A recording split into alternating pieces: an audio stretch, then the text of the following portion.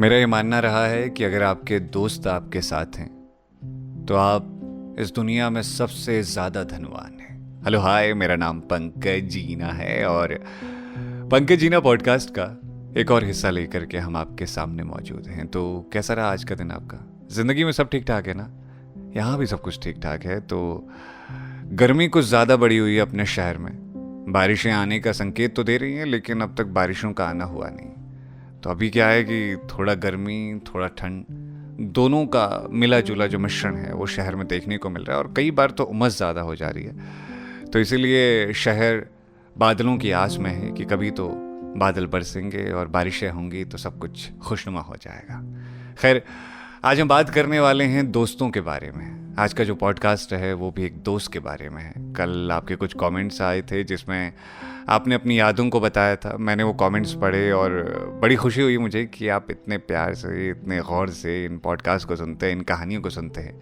आपने इनको अपनी ज़िंदगी का हिस्सा बना लिया है, तो शुक्रिया मोहब्बत देने के लिए। एक कमेंट था कि उसमें पूछा गया था कि आप कौन सा माइक इस्तेमाल करते हैं। तो WR-800 नाम से माइक है जिस पर मैं बोलता हूँ, और कैमरा जो है वो निकॉन का है जिस पर हम ये सब कुछ रिकॉर्ड करते हैं। तो ये काम आएगा जो लोग कहानियाँ कहना चाहते हैं या फिर वीडियोस रिकॉर्ड करना चाहते हैं उनको बताने के लिए। तो ये तो रही कैमरे की बात। मौसम की भी बात हो गई। अब बात करते हैं दोस्त की। मुझे लगता है दोस्त आपके साथ होते हैं तो आप सबसे ज़्यादा हिम्मत अपने अंदर रखते हैं।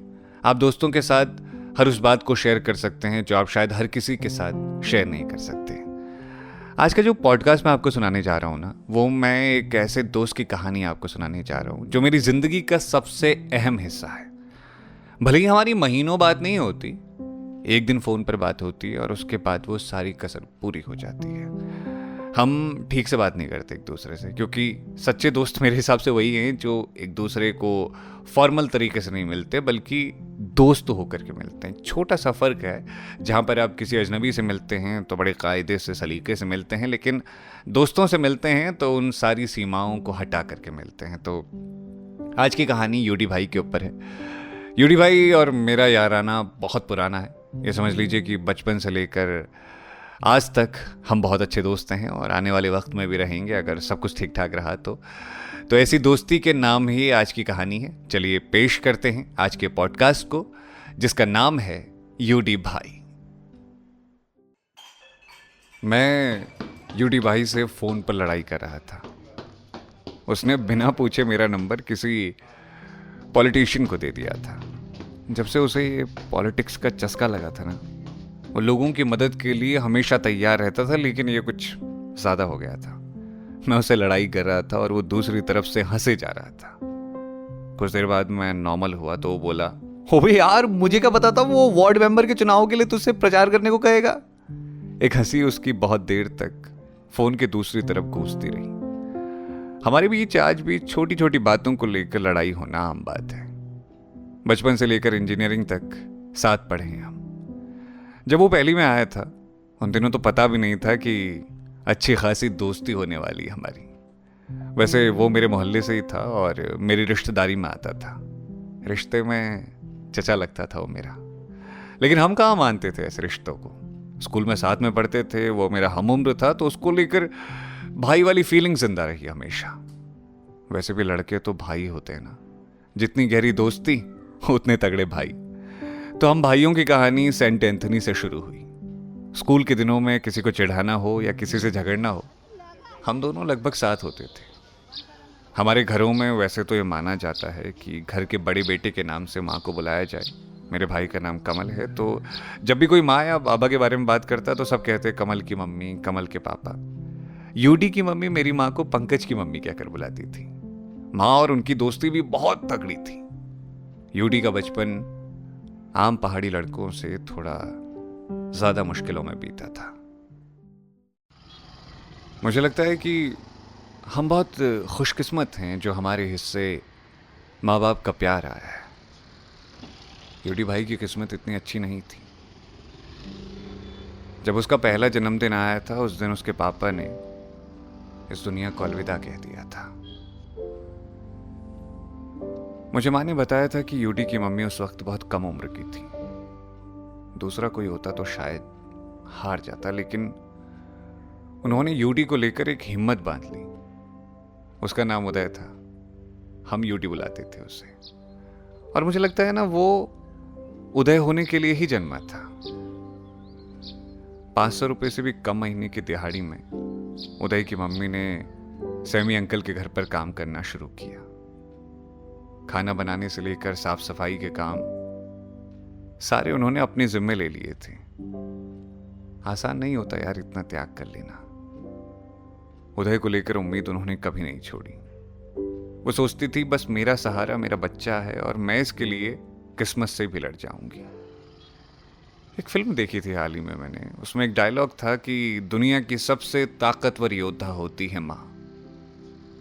मुझे लगता है कि यूडी की मम्मी इस कहावत को पूरा करती है। उन्होंने अपने बच्चे को लेकर सपने भी बुने और उसे अभाव का भाव रखना भी सिखाया।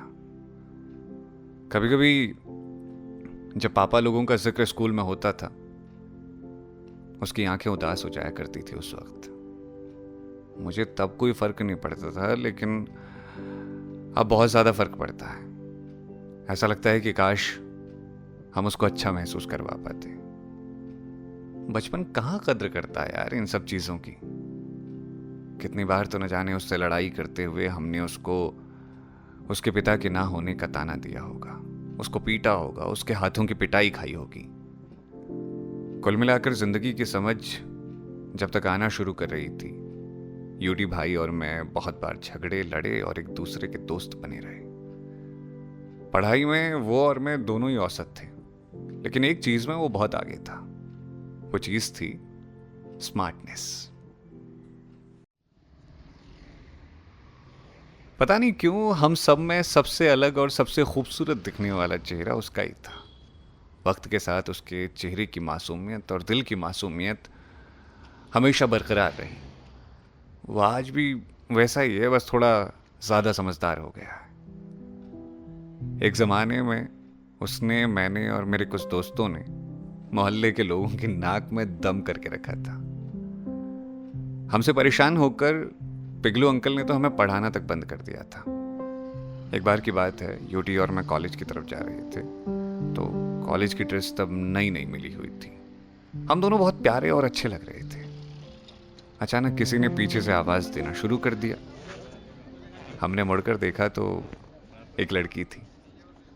उसको उदय भाई बहुत भाग गए थे।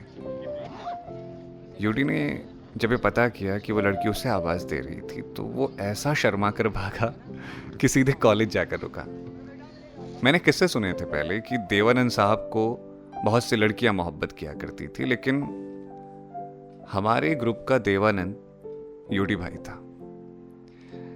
जाने कितने लोगों ने उससे मोहब्बत की बात कही, जाने कितनों ने उसे चाहा, लेकिन वो सबको मना करता चला गया। जाकिर खान ने तो बाद में कहा था कि लड़के सख्त होते हैं, लेकिन यूडी भाई पहले से ही सख्त इंसान थे।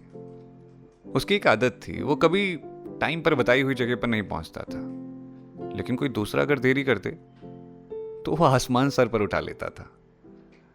मैंने जब पहली बार एक एनजीओ शुरू किया था, तो वो अकेला था जो मेरे साथ हर मोड़ पर खड़ा रहा। हमने ना साथ में बिजनेस के कई प्लान बनाए, सब फ्लॉप हो गए, लेकिन एक रोज सोचा है मैंने कि पहाड़ों के किसी होम स्टे में बैठे हुए हम दोनों भाई पुराने दिनों को याद करेंगे और अलाव जलाकर हाथ सेकेंगे। अभी तो फिलहाल हम दोनों उलझे हुए हैं, जिंदगी की दौड़ को दौड़ रहे हैं। वो चक्राता के एक होटल में मैनेजर हो गया है और मैं कहानियों को बटोरने वाला कहानीकार। इस कहानी से बस इतना ही कहना है कि यूडी भाई, मिलेंगे यार दोस्त जल्दी ही, जब जिंदगी फुर्सत में होगी और ख्वाब पूरे हो चुके होंगे। तो ये था आज का पॉडकास्ट। उम्मीद है कि ये पॉडकास्ट आपको पसंद आया होगा। और यूडी भाई, तुमने तो ये कहानी सुनी होगी और तुम भी जानते हो कि हम दोनों की यारी सिर्फ इस पॉडकास्ट में नहीं आ सकती। बहुत सी बातें हैं जो बता नहीं रह गई, बहुत सी यादें हैं जो लिख नहीं पाया। वो बात याद है आपको जब मोहित तुम्हें लेने के लिए ठीक 8 बजे तुम्हारे घर के पास पहुंच जाता था और तुम 1.5 घंटा पहले अपने घर से निकलते ही नहीं थे, उसे इंतजार करवाते थे और कहते थे जल्दी आ। याद है यूडी, कई बार जिंदगी के उन लम्हों में जब मैं हारा था, तब तू ही था जो साथ खड़ा रहता था। करता कुछ नहीं था तू, लेकिन साथ रहता था। कभी कभी साथ देने भर से बहुत कुछ हो जाता है ना। तेरा साथ होना, वो हमारी मजाकें, वो हमारी मस्तियां, वो पहली बार खुद के लिए कैंप डिसाइड करना, वो हमारे सोशल वर्क, वो तेरा पॉलिटिक्स में इंटरेस्ट, कितना कुछ है ना हमारे बीच। पता है दोस्त, अब जिंदगी यहां बहुत बदल गई है। हम रोज फोन पे बात नहीं कर पाते, कभी कभार बात होती है, लेकिन इस शहर में तो याद बहुत आता है यार। मन करता है कि वापस से जाएं स्कूल और चिढ़ाएं किसी दूसरे इंसान को, और फिर वो रोता रोता पहुंचा हमारे घर वालों के पास और कहे मेरे को चिढ़ा रहे थे ये उद्दा और पंकज। तो कोई बात को कहते कहते कहीं पर रुक जाए और उसके बाद जहां 1 घंटे में पहुंचना हो हम 2 घंटे में पहुंचे। तेरी इस बात पर मेरे चाचू आज भी कहते हैं, उद्दा जब भी बात करता है तो ऐसे बोलता है ओवे ओवे ओवे। आदत सुधारी है या अब भी वैसी ही है? वैसे अब तो सुधर गया होगा। मैंने तेरी कुछ रील्स देखी थी इस बीच में, तू टिकटॉक बनाने लगा है यार। मतलब तू तो भागता था ना इन चीजों से, तुझे लगता था कि नहीं नहीं यार ये कहाँ करेंगे हम। हाँ मतलब डांस तो खूब करता था। देवी मंदिर में जगरातों में न जाने कितनी बार तूने और मैंने अकेले डांस करके महफिल लूट ली थी। गाना हम दोनों बहुत बेसुरा गाते थे ना, लेकिन फिर भी पूरे गांव में धमक थी भाई हमारी। देख यार दोस्त, इतना जरूर है कि हम दोनों जिंदगी के अलग अलग रास्तों पर हैं। जहां तेरी जिंदगी बिल्कुल अलग तरीके से आगे बढ़ रही है और मेरी जिंदगी बिल्कुल अलग तरीके से, लेकिन एक चीज ना हम दोनों के बीच कॉमन है कि चाहे जितना भी वक्त बीत जाए हमारी दोस्ती हमेशा सलामत रहेगी। और अभी तो तेरी शादी में नाचना है यार, वो भट्टी खोदनी है और घर आकर के बहुत से मजे करने हैं यार। डांस करना है तेरी शादी में, कितने ख्वाब हैं। उफ, खैर ये ख्वाब है, एक दिन ज़रूर पूरे होंगे मेरी जान। अपना ख्याल रखना, और हाँ आपको ये पॉडकास्ट पसंद आया है तो इसे शेयर ज़रूर कीजिएगा अपने अपनों के साथ। मोहब्बत देने के लिए शुक्रिया। ये है पंकज जीना पॉडकास्ट। मोहब्बत देते रहिए और इसे शेयर कीजिए अपने अपनों के साथ, शायद आपको भी आपका कोई दोस्त याद आ जाए।